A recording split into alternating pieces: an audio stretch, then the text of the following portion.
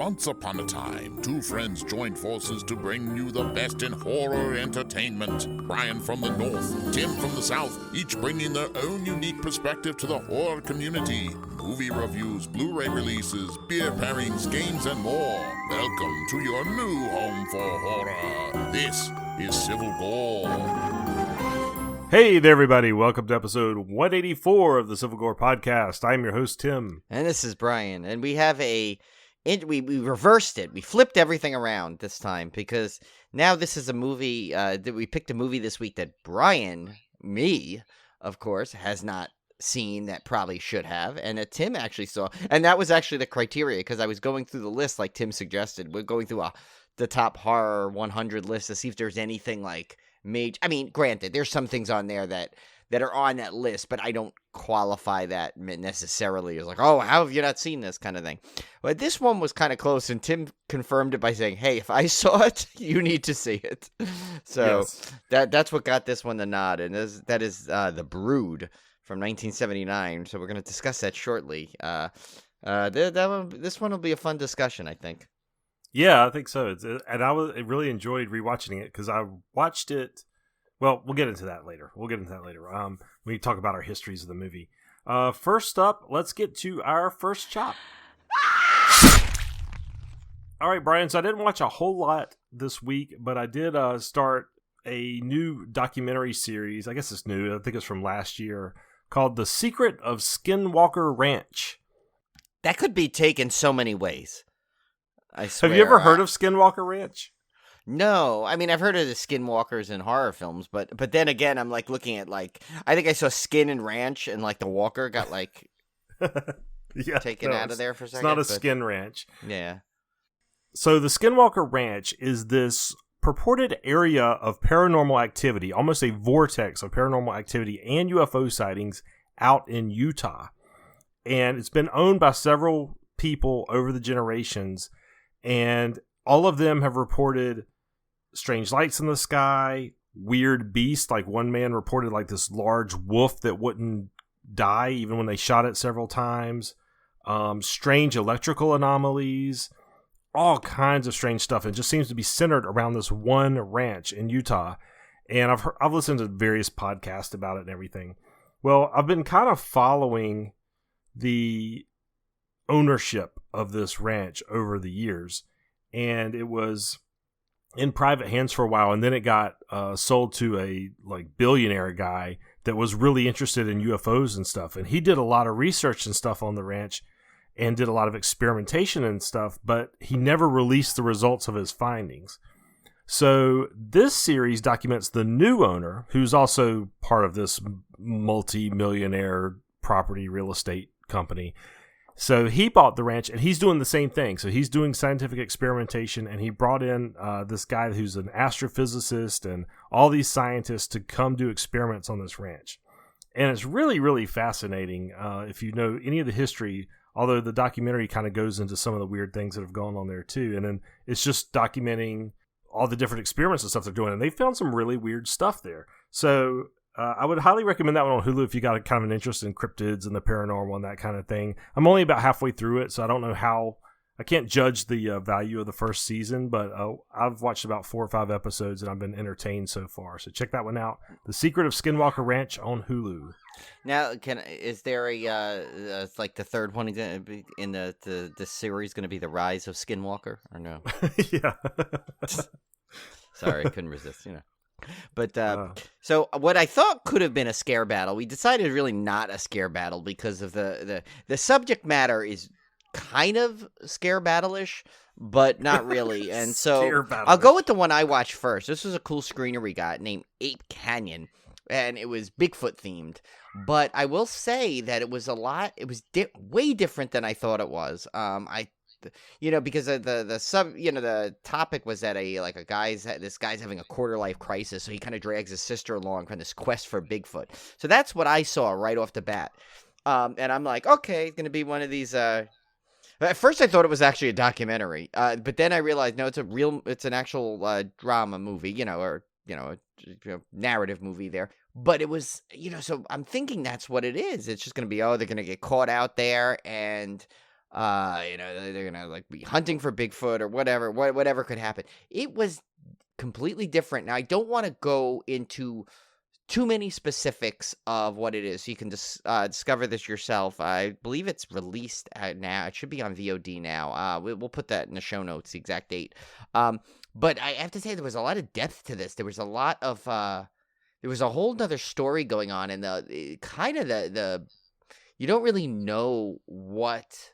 I mean, you do and you don't, but why he's like so obsessed, kind of, with the brother is so obsessed with the Bigfoot. But there's a lot of like heavy like topics kind of underlying in this movie that kind of like makes it so it's not just a Bigfoot film. In fact, Bigfoot doesn't play a part as nearly as much as you would think in it, and it actually was really entertaining. So definitely check this one out. It's called Ape Canyon. It's billed as like a horror comedy. The comedy is definitely on the lighter side, I would say.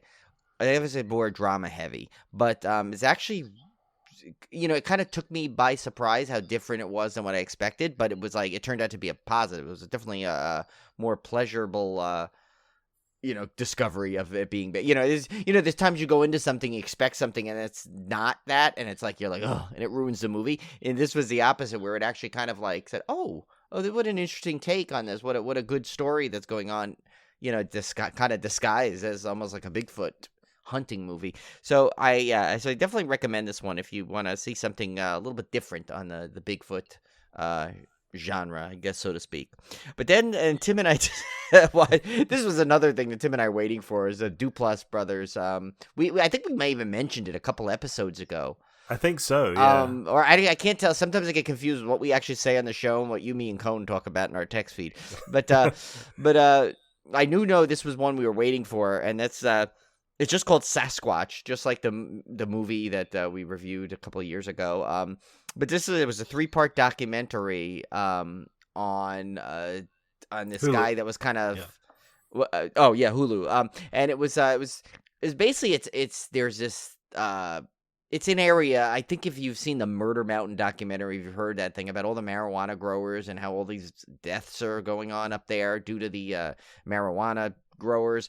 But this one is, I guess there were 3 unexplained murders that the legend has it that it was a Sasquatch that killed these 3, I guess, farmers. And it goes into this one guy, I guess, just goes on this quest to try and find out answers. And again, I can't even say the line you told me, Tim, in the text, because it would kind of give away the progression of this documentary.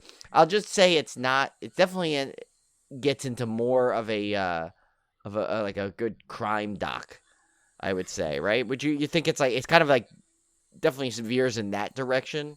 Yeah, I think a lot of people are going to go into this expecting a Bigfoot documentary, and it is not in any way, shape, or form. It is very much a pure true crime documentary, but I would still highly recommend it. Oh, it's really good. Yeah. Because it's really entertaining, and there's a cast of characters in here that even if you're looking for a Bigfoot documentary, you get to see some of these characters that are part of the Sasquatch and the squatching world, and that's just entertaining on its own. Yeah, no, and they go into the whole, it's like, of course they mentioned the Patterson.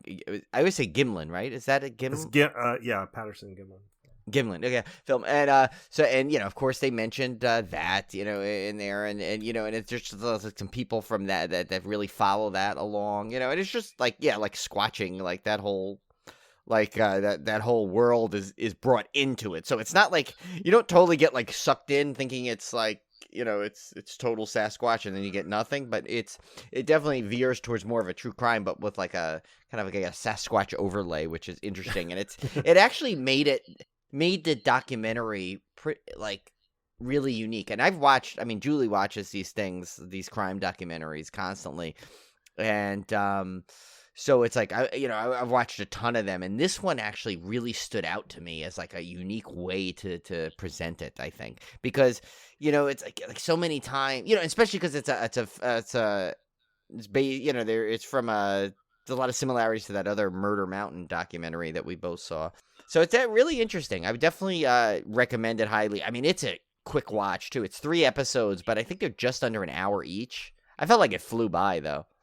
Yeah, it's like, all three is like a feature film length, and anything the Duplass brothers do, you can guarantee is going to be unique and interesting. I am always a fan of whatever they put together. Yeah, so it's like you put their name on it, and I'm like, okay. Like my ears automatically perk up, and I'm already like, okay, what do they got for me now, Duplass Brothers? Yeah, they always have an interesting take on things that's kind of out of the norm. Yeah, they do. I don't think they get enough credit for just being the Duplass Brothers. Yeah, I think they need to just get a lot more credit.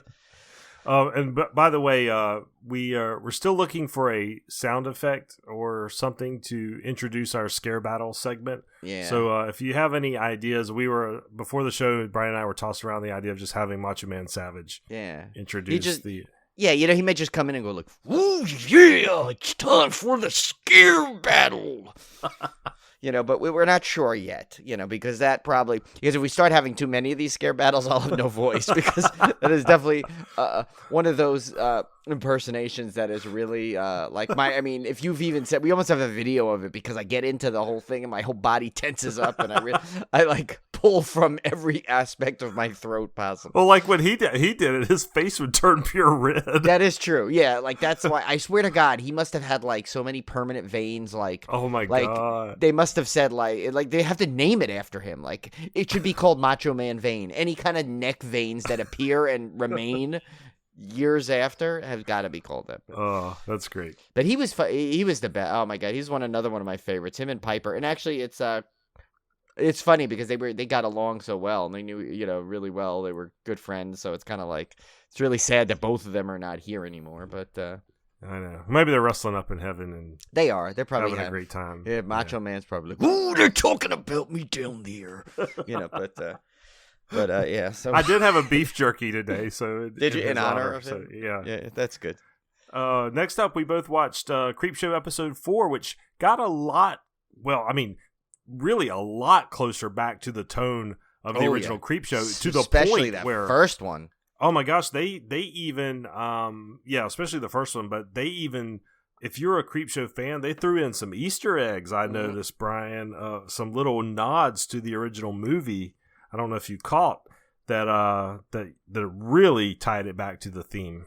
And some of the camera shots and stuff too, they used the comic book panel effects behind the characters, and the really bright gel lighting and stuff. They brought a lot of that stuff back too. Oh yeah, and the fact that of course Joe Lynch directed one of the episodes, and Barbara Crampton starred in it, which of course is that always makes something that much better. Right. When Barbara Crampton, and she was so good in it. Oh my God, was she perfect Barbara Crampton in it? Yeah. So y'all like that one? Yeah, I think the first one, I like the first one better. And the second one was really good too, but I think the first one was definitely a little more classic Creepshow, and I like that one a little better. Both of them fantastic though. And the second one actually had Brooke Butler in it. The one, she's from All Cheerleaders Die. And Denise Crosby. Yes, and Denise Crosby, which we had lengthy discussions with at New Jersey Horror Con. And was a lovely woman. Yes, you probably thought we'd never mention that again. But yeah, no, she is awesome. She was really that was one of the best conversations I think we actually had there. If you remember, we spent a good 15 minutes talking with her about all kind of stuff. She was really cool. Definitely. She actually was always one of my favorites, but one of those ones that jumped up even higher after getting to meet her there. Yep. All right, so lastly on the first chop, we had the Fangoria Chainsaw Awards, which I thought was run so smoothly. I mean, you see these stupid award shows that drag on and on and on. This was very clean, very crisp. They went through everything perfectly. I had a great time watching the Chainsaw Awards on Shudder. And definitely a shout out to Xanthi Pajarillo, who directed it, and David Dastmalchian. I'm going to butcher his name. I knew it. David Dastmalchian did the host, and he did that double duty host, as he had that other weird character he played. It was just so much fun. You know what it was? What I thought was good, and I even tweeted out, and I got a lot of responses where it got retweeted by Shudder and Fangoria, where I said, henceforth, this should be all award shows should follow this mold. Because you know what it was? It was everyone involved in it. You could tell were just wanted to be there. They loved every second of it. You could tell they were having fun. they were having an award. They knew it was going to give awards, but like everything, and it moved at a clip, and. For those the little acceptance speeches were nice little videos, and pretty much Tim and I were on point with our guesses. I mean, a couple of my ones that I wanted to win didn't win, but not because I thought like something stole it. I think everything that won was well deserved. And we even got one of Tim's favorite characters, Bitch Puddin', made an appearance, which is now one of my favorite names ever. Yeah, you got to go back and watch all the Dracula seasons. I know, I got to watch it. It's still on Shudder, right? I think so. Yeah. The Boulay Brothers Dracula. Yeah. Yeah, because I got to see like just that name, Bitch Puddin'. It's spelled with like a Q in there somewhere, which I can never find the right place to put that Q. But it's it was. I mean, it was short too. It was just under an hour, but oh my god, what an hour! It was so much fun, especially because the tweet along thing. So it even had the Joe Bob feel, which is appropriate that he won his award. And you could tell he was actually like pretty humbled by it, Joe Bob. It's like, I think he, it's funny because when we met him in person, and and I've seen him do a couple things, and he's kind of got this Joe Bob, the character, but you could tell, I think you could tell he was really touched. I think that he won that award. And speaking of that award, how cool is that one? You know what? I would trade an Oscar for that in a heartbeat. That thing. Oh yeah, cool. That's way cooler. That skull with the chainsaw going through, and it looks like it's a good quality. Like I kind of want like a replica. If Fangoria, I hope you're listening. If they sell a replica of that, I would actually strongly consider buying that replica. You know how they used to have those cheap Oscars at like Suncoast Video back in the day? Yeah. Would say like best son or best film. Just put something generic on there, like Fangoria Chainsaw Awards. That's all you put on there, and just have a little trophy. Yeah, like best purchase of the year. Yeah, I mean, and two, also, what great things, like you arguably the last few years, and it's funny, it's like I'd like to say it's like almost like timed perfectly with our podcast. It seems like the resurgence of Fangoria and the surgence, I guess, of Shudder. Like, and the fact that they combined together for this. I mean, could you get better things? I mean, look at that. It's like two of the best things in horror right now. Fangoria and Shudder are combining to give you these award shows, and it's just, oh my god! I just, it's like it is a great time to be a horror fan. I know we feel like we've been saying that a lot lately, but it really rings true. Yeah, for sure. I like seeing all the horror personalities. Yeah, on like there. Rebecca McKendry came on. Yeah. Rebecca McKendry came on. They had all kinds of cool, horror. Those in the horror world know who they are. Oh yeah, yeah. And it was cool to see them presenting and that kind of stuff. So that was a lot of fun. And seeing the acceptance rewards too. I really enjoyed Clancy Brown's acceptance speech thing he did. And I still need to freeze frame. Go back and I want to watch it because if you missed it, you can watch it on YouTube. I think I want to go back and freeze frame Lee Whannell's office and just stare at all his things that he's got in the background because it's like a game. It was like, and we had 3 chances at least because he won 3 different awards where he appeared on it, and I'm like, no, keep him on a little longer, keep talking. I'm spotting this now. I'm spotting that now. So it's kind of fun to see his office. Fun. Yeah. All right, so let's get to our main feature. We're talking about The Brood. David Cronenberg film, which that was interesting that you had not seen this, Brian, because I would have thought you would have seen every David Cronenberg film by now. But this one was released in 1979. Stars a great Oliver Reed as Dr. Hal Raglan. He is fantastic in this movie. Yeah. Why is he always, even when he's not a bad guy, though, why is he creepy? He's always got some creep factor to him. I think it's his eyes. Like he's got these icy blue eyes, and he's just like, he's so commanding. He's such a big presence on screen. It's just and this he jackets and turtletnecks really strongly. It's like I think that's part of the problem. Well, anytime you wear a turtleneck, you can't. He's got one of those heavy turtlenecks. Those like heavy turtlenecks. Like if you're broad with a turtleneck, it automatically like makes you 10 times bigger. Maybe I should try that look to see if I can look bigger. Like when I go out, I have those stupid turtlenecks that don't do that. But mine are the opposite of that.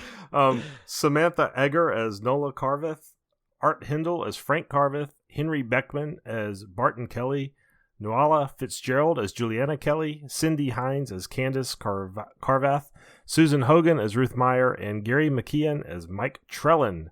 A man tries to uncover an unconventional psychologist's therapy techniques on his institutionalized wife amidst a series of brutal murders. And Brian, so I had kind of hinted at the front of the show, I was going to talk about my history with this movie. Well, guess what? There is no history with this movie. I did not see this actually until 2 or 3 years ago.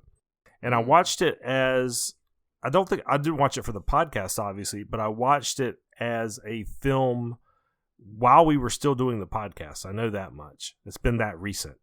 So within the last 5 years. And I probably watched it for a Halloween challenge or something. An October horror movie challenge is probably when I first saw it.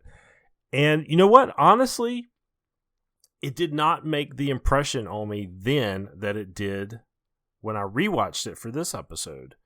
I don't know if I was just not in the mood or I wasn't paying close attention or what it was, but I remember, oh, that was pretty good, and just kind of dismissing it. And then when I watched it back on this replay, I was like, holy crap, this movie's awesome. Like, this is really, really creepy stuff. And I somehow, it was weird. Like, even when I was rewatching, I was like, am I sure I watched this before? And it wasn't until the very end that I was like, oh my God, yeah, I remember clearly that ending sequence. So, yeah, it's kind of interesting to how your mind watches things differently depending on your purpose. And when, like we've always said, when we rewatch the movies for the podcast, we're usually paying a lot more attention to discussion points and characters and performances and, score and all that kind of thing that we might just kind of gloss over if we're just putting it on to watch something, right? So, yeah, but I am curious to hear your thoughts about it because the first sequence, and we're going to spoil this film because it's from 79, but the first sequence when one of the dwarf kids attacks freaked me out. Even though I've already seen this movie, I just did not see it coming again, and it really freaked me out. So I'm really curious to hear your thoughts having seen it for the first time. So, and this was funny because when I always had thought, it's funny, remember you said, how did I not see this? I think I assumed I've seen it. And I realized what, but when I went to the list, I'm like, I read the description. I'm like, okay, maybe I didn't see this one. But I think I remember as I watched, I remember what happened. I think I had seen a clip from it on some kind of horror documentary. So I always assumed I had seen it. It's one of those, where you like see like certain things so much that I don't even remember now what scene it might have been. But I just remember like seeing a clip from it on some kind of horror documentary. And it's probably that's why I remember. Like, I think I remember seeing a character or something. Like, I want to say maybe the blonde girl or something in it. But either way, because there was a creepy shot of her. And I think maybe that's what I saw it. And it's funny because she reminds me a lot of, like, the girl in this reminds me of Heather O'Rourke's portrayal. Oh, yes, in very much so. That look. And so maybe that's what I remember. I don't know. It could be a mix of all of it. But anyway, so I have to say, when I first started watching it, I was kind of like, all right, what is, I was having trouble kind of getting into it. I don't know if I was in the right frame of mind or I just was tired. And anyway, so I started to watch it. And once that, like what you said, once that first dwarf kid came out, I'm like, whoa, what the heck is this? I'm like, to me, it was like, oh my God, this movie's completely different now. But what is it? And so then it kind of went away from that again. And then it started going into the other part, the other kind of half of what's going on in this movie until they converge together. And so it was funny when I had to stop watching it because I was something happened. I don't know, either someone called or something. So I went to go finish watching it the last half hour. And to me, the last half hour is so good. It like tied the movie up to me that I was sitting there thinking, I'm like, you know what? I really liked it. It's like I originally, when I started to watch it, was going to go in thing. I was kind of disappointed in it. But for some reason, the ending is so strong and ties everything together so well that I was like, as I sit back, I'm like, wow, that was really good. I actually really liked it. Yeah. And so it's like, now I got to sit there. I think I got to watch it again I want to go through it again to watch it now that because I think I had my expectations were of something else. I don't know what, I can't really put my finger on what kind of threw me off in the beginning, but overall, I mean, it's definitely as far as 70s horror. It's got that like that score, I think, that is really like very 70s horror. You know, those heavy violins there, you know, in different sequences, and some of the imagery is so creepy. Like those little kids. Like I have to say, one of the coolest scenes I think in that movie is the one where, and it's funny too because it totally threw me off. Like when the kids go they're back in school and the teacher gets killed. Yes, Spoiler that's alert. a great scene. Yeah. And I'm looking at it and like all the kids look so cute. They're all putting their little bags away. I'm like, oh, look, they're all happy. They're putting their bags away. They're chatting. And I'm like, you get this feeling of like kind of warmth and like, okay, things are kind of back to normal. She's going to have her fun. Their friends are there. And then all of a sudden you see the two kids like hang back. And they're all wearing these big puffy coats. And like, you know, like almost something out of the Christmas Story, you know, like those like Ralph and Randy's coats that were puffy. And you just, then all of a sudden you get this like instant sense of dread, like something's wrong. And then when you realize it's two of the creepy kids, and you know, like it's amazing that it just pulls you from like something else, like a calm, to that. And from that point, I think the movie just, at that point, it goes into the final whole half hour and just drags you with it, and it's super intense because, you know, when you realize what's going on, you know, it's almost like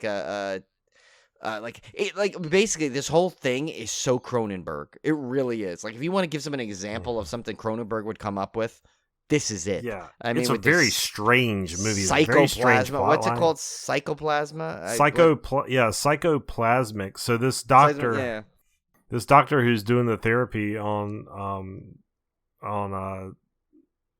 the wife, he's come up with this I guess this psychological technique of therapy that so intriguing that there's other people that come to witness his sessions on this thing, but somehow it actually ends up manifesting these weird deformed kids who are manifested from this woman's rage.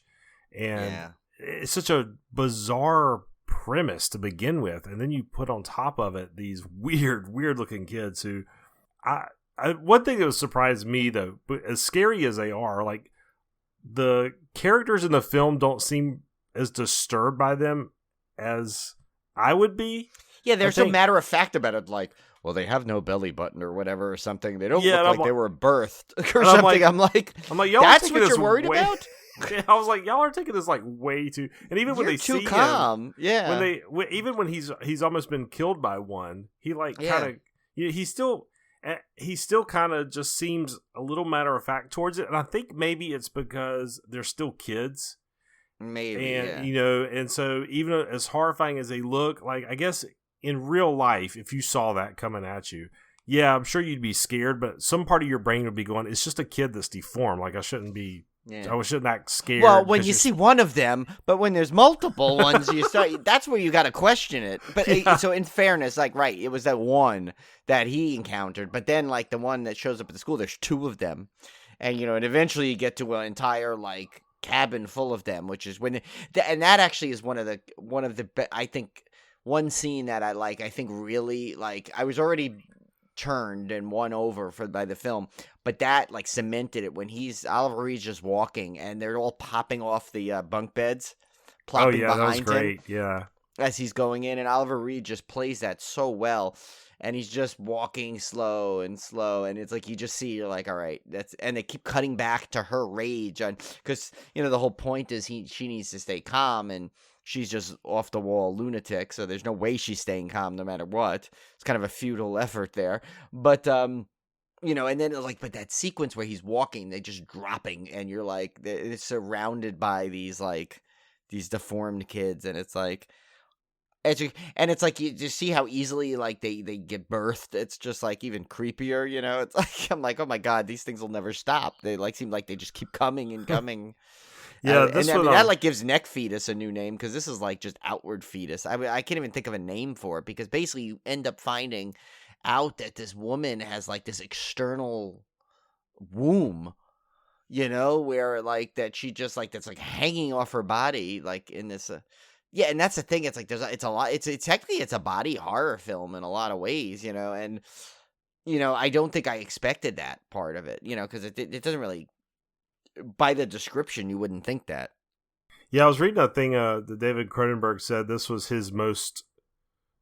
He considered this his most horror-esque movie. Like he considered this one the most close to like a traditional horror film. And I will say, we've done quite a few 70s slow burn horror recently. Yeah. This one kind of has the setup of one of those 70s slow burn horrors. But it's not slow burn at all. I mean, it's not. It's just, it's definitely not a slow burn. It's just, I guess, more of a confusing burn to me. Like, I couldn't figure out, like until you saw that first creepy crap bag kid, borrowing a phrase from our good friends Kim and Kat, I was like, I don't understand what the horror is in this.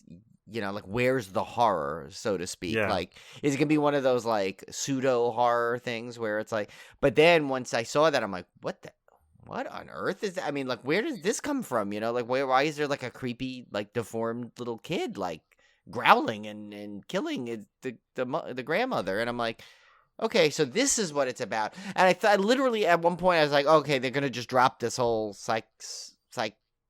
psychologist like piece to it or something.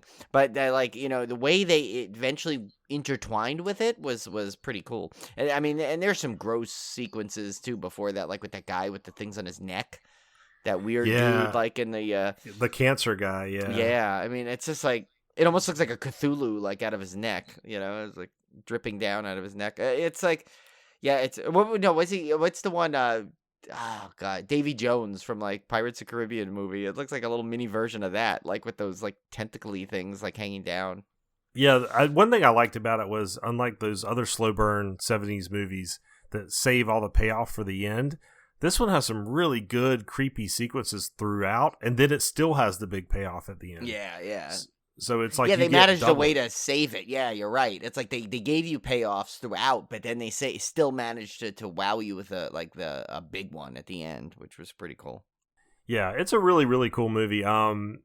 It's one I would definitely add to my collection now, having rewatched it. I don't think I would have added it the first time I watched it. Yeah, but, same. I think especially because now that I know there's a Criterion of it. Yeah, and this one, I was reading about.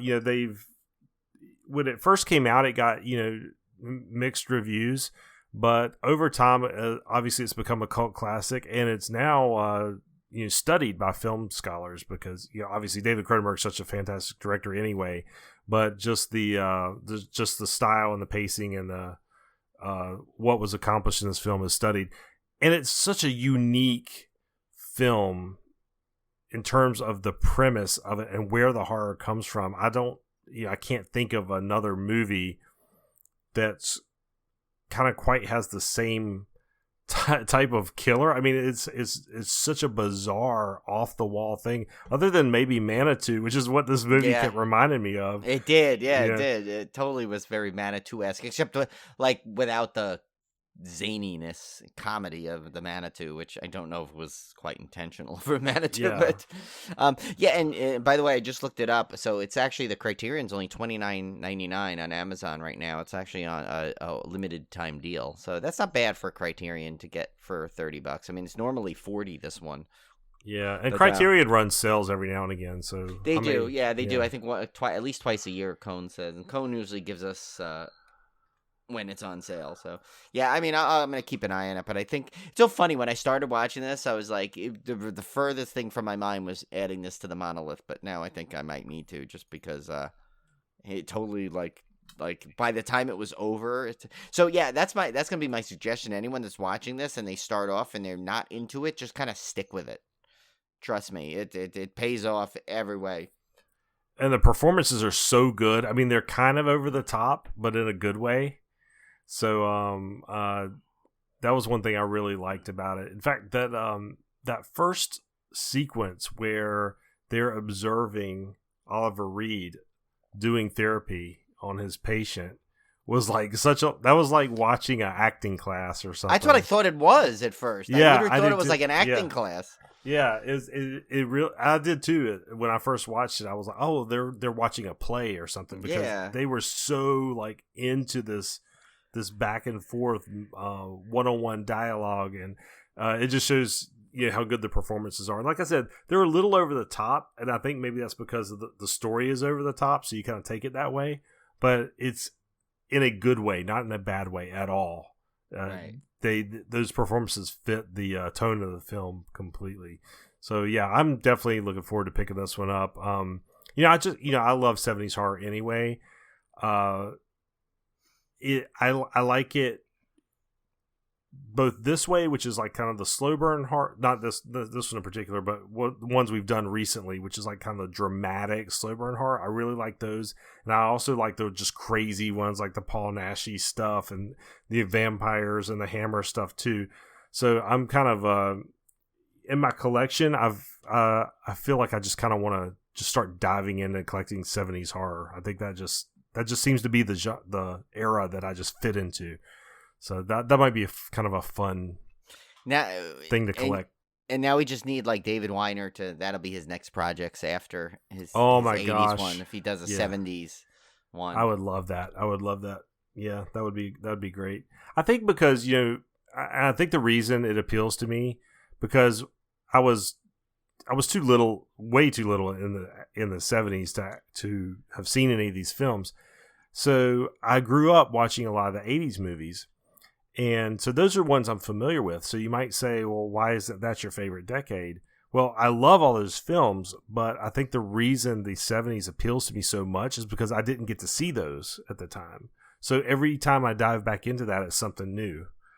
And I guess you just kind of get this the sense of discovery every time I go back to that era versus the 80s, where I kind of know what I'm going to get. Even if I haven't seen the movie, I've kind of seen similar movies, whereas in the 70s it's all novel, it's all new to me. So that's kind of my explanation for my appeal for the 70s.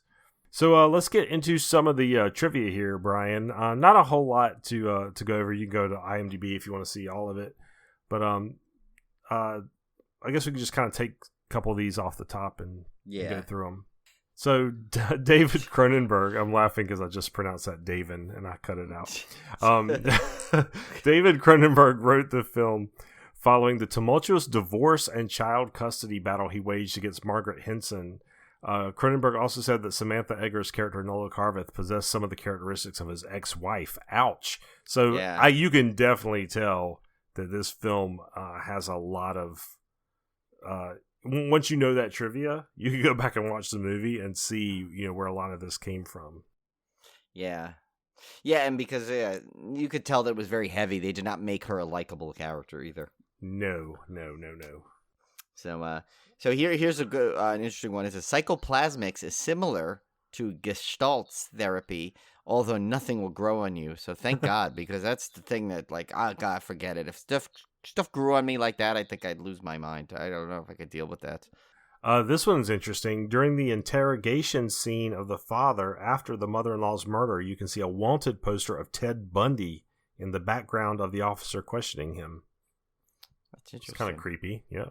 Here's kind of a funny one. So it says, Samantha Egger came up with the idea to lick the blood off the newborn baby. Moreover, the fetuses attached to Egger's body were actually stuffed condoms. Ugh. Yeah. Kind of. Obviously, that didn't work correctly, those condoms, if she's got fetuses. No. This one I liked because I was really, while I was watching this, I really wanted to see a behind the scenes or a commentary, because like the scene where little Candace was getting grabbed by the deformed kids, I mean, she looks genuinely terrified. Yeah. And I just wonder how he pulled off some of those scenes, and also the kindergarten scene where there's a bunch of kindergartners or toddlers or whatever you want to call them watching this murder play out. Like, I'm just curious, as when you have that many kids on a set, like how do you set that up? How do you film that? So, but it says that the little girls were from a grade school gymnastics club, and they played various members of the BROOD in the cabin scene. So, So they were actual kids in those get-ups. I mean, they almost had to be. The way they walked, like, they were the same, like, I don't know, they looked like you could not tell the difference, especially in that one scene, which is what made it so effective, that they kind of blended in so well. So yeah. So I definitely want to see a commentary or something, because I want to see how he captured some of those sequences, or how he directed them, because I'm wondering. I would assume the Criterion has got to have. So it does say. Let's see. It does have it has a documentary. It's making of the film, so that's good. I'm trying to see if there is a. I don't see that there's a commentary on the actual edition here, but looks like there's a lot of behind the scenes stuff though. So, and like documentaries on it, so that might be good enough. Yeah. But, Interesting movie. I'm glad you got to see it, Brian, because I think it's one of those that I think would not to, pardon the pun, but I think would grow on you after multiple viewings. It grew on me during the watch, which was kind of good, because I kind of like that sometimes when I'm like not into a movie and then it like wins me over. Yeah, because I can be very stubborn, so it's like the fact that it turned me into liking the movie. From a point in the movie, and then it makes the whole movie better to me. That's good. All right, well done, well played, Sir Cronenberg. All right, well, let's get to our beer pairing. What do you got for us this week, Brian? So I found one. It was called Blood Brood. Ooh, that's a good one. Yeah, and this has got a really cool brewery name. It's got a kind of little pun for us, Tim, in there. It's called Sibling Revelry. Oh, I like that. And and it's out of Westlake, Ohio. 5%. The beer itself, it seems like it's a nice, like, light beer, though. It says, just in time for spring, this German Hefeweizen hatches from the bitter Ohio cold with familiar aromas of banana and spice. Brewed with a sweet orange peel and blood orange puree, this juicy brew has a smooth mouthfeel and light tart finish. So, just like the movie, has a nice light tart finish in no way whatsoever. It's dark and disturbing. But, But I still felt like I had to... Still, the name was too good to pass up. Yeah, that sounds good. I would definitely try that. Oh yeah, we have to get our good buddy Chris Rankin. Locate that for us. I love that brewery name, Sibling Revelry. That's fantastic. It's a cool and because it's a great play on sibling rivalry. So well played. All right, so turning to our triple threat, last week we had asked you for an actor or actress. We did get a correct guess right away from David McHugh. He got this one right on point. Nice. So the answer is Devon Sawa. Clue number 1, my first feature film, I starred with Rick Moranis, although it wasn't until my second feature film that ghosts were involved. So Devon's first feature film was the 1994 comedy Little Giant, starring Rick Moranis. His second film was Casper, where he played the human version of the famous friendly ghost. Clue number 2, I married someone who happened to have the same first and last name initials. Devon Sawa married Donnie Sahanovich in 2013. They are still married and have 2 children. Good for them. And clue number 3, I really had a hand, bump, in making one of my most known roles into a fan favorite. Devon, of course, starred in the popular 1999 horror comedy Idle Hands. Yes. Which I have not seen in probably since 1999. I that's a classic too. I bought that. I got that with when I had like the gift card for Amazon. Like after the holidays, that was one of the ones I picked up. That a good Shout Factory version of it. Nice. All right, so this week we are looking for. Oh man, this one might be a giveaway just in what we're asking you for. Maybe, but that's why I wrote it the way I did. Okay, so you're not sure. All right, so this person is an actor or actress and a director. So clue number 1, while most of my directing projects are not horror, I have dabbled in the genre. Clue number 2, along with directing, I quietly have portrayed a lovable character in several of my films. And clue number 3, I appeared as a cameo in an extremely popular horror franchise and featured a scene featuring the said franchise in one of my own films. Who am I? I think you guys could get this. One's a pretty easy one to me. I think so. Yeah, I think it's definitely on the easy side. Even though I had some really very clever wordplay in there, I think. Yeah. So that's a good one. All right, so let's turn our attention to our fan topic foo question of the week. This one's coming again from David McHugh, Horror Mailman on Twitter. What movie universe would be the worst to live in? Well, I will say the one we just talked about in this movie is definitely up there. But probably it's got to be like, and I have a feeling Tim's going to agree with me, it's got to be like one of those zombie apocalypse ones. Yeah, I don't want to deal with that. You know, I mean, I hate dealing with people as it is. I really don't want to deal with like undead people. You know, it's like. Well, my wife, Olivia, is very big into post-apocalyptic anything. If it's a book or a movie or a TV show that takes place in the apocalypse where all of society has broken down and people have to scramble back, she absolutely loves it. And I honestly, I can't stand it. I don't like it. Now, that doesn't mean I haven't enjoyed like Walking Dead, The Stand. There's been plenty of books that I've liked that were post-apocalyptic. But as a general rule, it doesn't appeal to me. That whole setting doesn't appeal to me. Yeah. Plus, I feel like we've just lived what something close to it. Like in the last year, I really feel like some of it was how the isolation on how you didn't want to go out, you didn't want to like get near people, because with COVID and everything. So it's like, people were joking about, like comparing it to this. Yeah, and it's true. And like, in the beginning, there were literally people there that were assuming this was going to be like the zombie apocalypse. And of course it was not going to be. It was it was a serious pandemic going on. But, it's you think back and it has a lot of similarities though to something like that, where you felt like this, like everything you knew was gone, and you couldn't do anything, and like going to the store was like an adventure. People would be packing up and with like their face covered and like extra layers on, and it almost was like it's like you had to strategically plan when you were going out and what you had to do at one point, so it's like I'm like, now getting just a taste of that, I'm like, yeah, no thanks. I don't want to live I don't know what I would do if we were in a real zombie apocalypse. I would probably die because Yeah. I just I tend to be a very optimistic person, and post-apocalyptic stuff by its very nature is very pessimistic. Yeah, because it assumes the end of society, it assumes the collapse.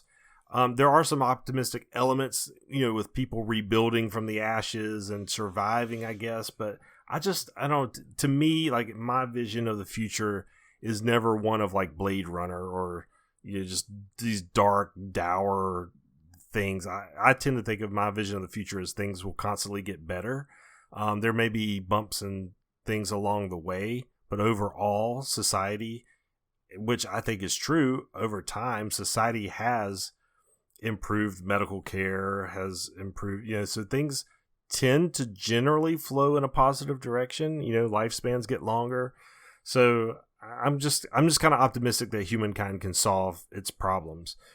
Now, I will give another answer to this because I thought of it as we were talking. One movie universe I would hate to live in would be A Quiet Place. Oh, because that would just suck. That kind of feels like the same thing, though, like that post-apocalypse. It's like where everything they know is like has to change, and they have to live that. Yeah, that one. Oh, that would suck. Yeah, and actually, you made me think of another one. I don't think I'd want to live in either. The universe that was in Us. Because can you imagine dealing with that? Like seeing all those like the doppelgangers of yourself.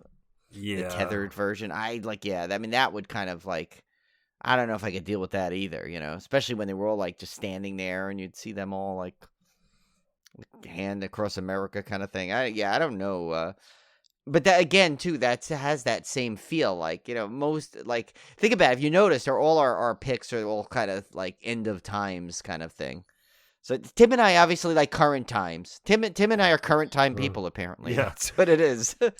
Well, it's also kind of hard because like if you say, I never want to live in the movie universe of the Texas Chainsaw Massacre, well, then you just move out of Texas and you're fine. Right. It's easy. Just don't go there, easy. and don't hang out with like a guy that's saying like, "Where's my knife?" Don't just stay away from that dude. Don't go to Crystal Lake or whatever. I mean, a lot of this stuff don't live on Elm Street.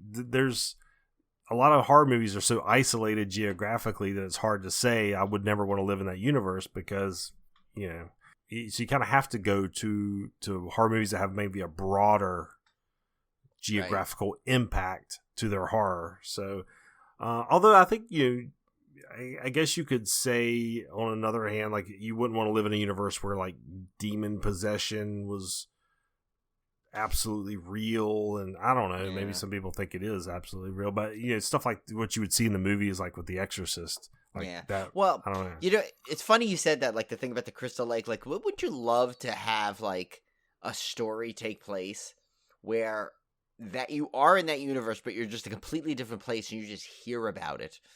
You just hear about Crystal Lake, and you see how people react to like hearing about it. Like, how would society do? Like, would there be copycat killers in your area because they heard about what happened at Crystal Lake, or would the legends like how there's always legends that like, oh yeah, no, my cousin went there at one point, and like and like they say, that house right there, that's where the murders happen, and you find out like whatever they're saying really happened like 4,200 miles away or something, It's like, those are the kind of things that would crack me up, though, to find out those, like, where you're in that universe, but you're nowhere near it, but you just know it exists, and you could talk about it. Well, that's kind of like I thought that was one of the most interesting things about Jason Goes to Hell, is because the intro to that movie was kind of like that. Right. Like, everyone knew it. Yeah, everyone knew about Jason, and they were trying to capture him, and there was all this, it almost took like this meta view of it that I thought was really cool. That was like my favorite part of Jason Goes to Hell. Yeah, no, that one was really cool. And they even did it like where like they had the bounty hunter TV angle. Mm-hmm. But like, stuff like that. Like, that would be kind of cool. But still, if you think about it, it still was in Crystal Lake in the end. It was like, it was still all surrounding Crystal Lake. But like that, like, you wonder where like how other places would deal with it. I think another like, there's another one I thought of, and I can't think of it. We were just discussing it, but we were just discussing it like a couple days ago, some movie, and I was realizing I said I wouldn't want to be there either, but I can't remember it now. I'll have to think about it later. When I get back to you, I'll tweet it out to everybody. Whatever my memory. But yeah, the Quiet Place one. First of all, when have you ever heard me quiet for more than 5 seconds? So, I would be destroyed. I would never make it. Yeah, and plus I trip and fall all the time. So can you imagine me trying to walk through quietly somewhere? Forget it. I just hate. I hate, especially after this pandemic. I hate the idea of forevermore you've got to change your entire behavior. Yeah, we've already been through that. Which the only thing that makes it bearable is that at some point it's going to end. But can you imagine in that situation? Like, you have no recourse. Like, you're basically going to have, this is your only choice of survival, is to just be completely quiet all the time. Yeah. That movie stressed me out. It literally stressed me out. And you know what else stressed me out about that movie? Is I was sitting in a theater, crowded theater, and I'm trying not to crunch and eat popcorn because the movie's so darn quiet. There's no loud scene that you can crunch your popcorn. So I was stressed just sitting in the movie theater trying to not make any noise. That's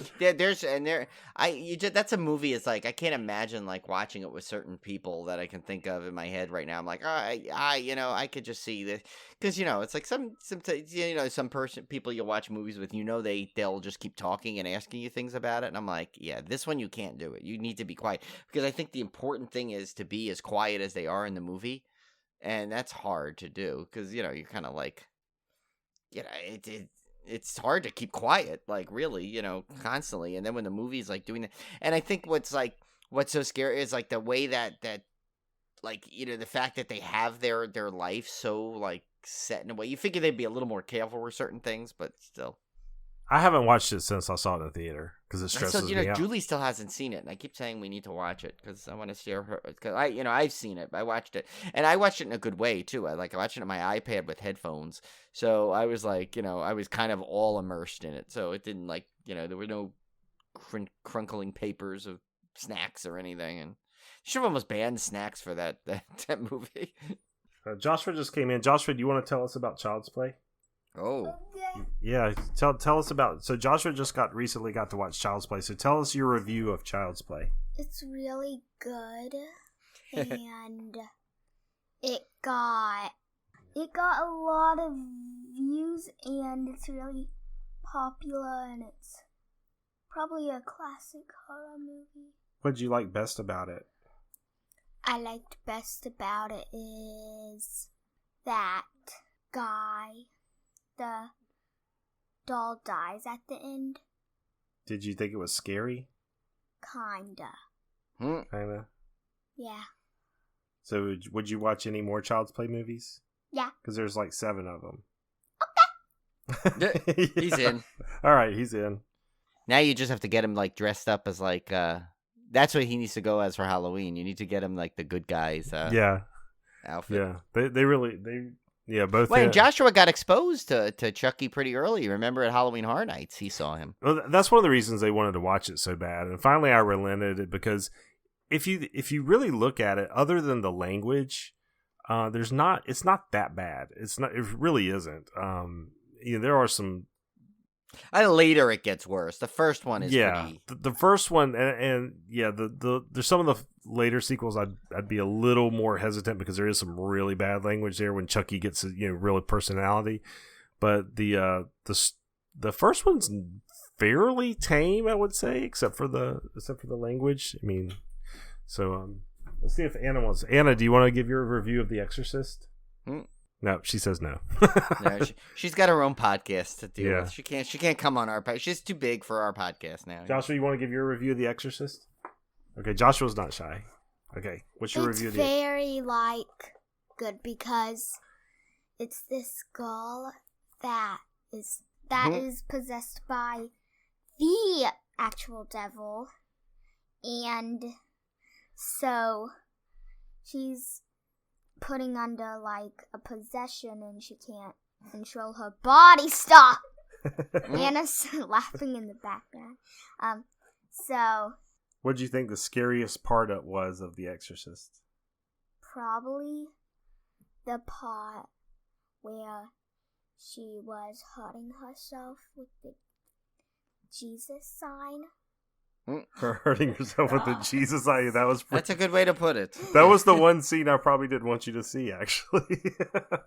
It was scary. That was scary. So what's your next movie, Joshua, that you want to watch so bad you can't stand it? What horror movie do you want to watch next? Pet Sematary. The original or the remake? Or you don't care? Original. Okay, so that might be the next one on the list. Although I'm a little hesitant because that one scarred even me. And me. Pet Sematary. All right. I think you need to show them Jaws first. They haven't seen Jaws, have they? No, they've both seen Jaws, yeah. Oh, they've seen Jaws? Yeah, we watched Jaws. So, yeah, but that's, so there's a lot of movie universes I would not want to live in, but, I think I'm going to go with my number one pick, definitely Zombie Apocalypse. Oh, I also don't think I'd want to be in the, well, actually, no, I'd want to be in the fog universe, I think, but just out of the fog zone, so I could hear Andrea Barbeau's radio station. But that's it. Yeah, but you wouldn't want to compete with Tom Atkins for anything. No, but I could possibly get to hang out with Tom Atkins, which would be cool. You could be his wingman. He doesn't need a wingman, does he? Yeah, he doesn't need. I need him as my. I would have needed him as my wingman back in the day.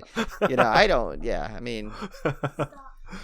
But because Tom Atkins is cool, and that's the thing. He's actually at that Monster Mania thing. I'm like, because you don't know how many of these conventions he's gonna do still. But it's like it's sold out. But I didn't want to. That one's just far enough right now that I don't want to get to. I don't think I'll be able to get to it. So. Oh man! All right. All right, guys, we're gonna get out of here. We'll see you back here next week. We have our May Dismemberment coming up soon. We'll run down all the Blu-rays for May, and don't know what movie we're going to do next week, but I'll try to get another scare battle lined up for us, and we should do that one you were thinking of, because you have to watch one of those anyway. So. Yeah, I've got a good one on the list, and we think we've got a special surprise coming up for you. Yes. In a week or two, so definitely look out for that. They'll kind of make up for this shorter episode, maybe. Yeah. Is it really short? What is it? About an hour. Still an hour, yeah. So I guess that's short for us. Yeah. All right, guys. So in the meantime, stay away from those. I was gonna I was gonna Creepy say kids. I was gonna say filled condoms or something. Yeah, you want to stay away from those too, but I but don't know also, where yes, my mind was going right now. stay away from I don't know, meaty turtlenecks too. I guess from Yeah. Oliver Reed. Yeah. Later. See ya.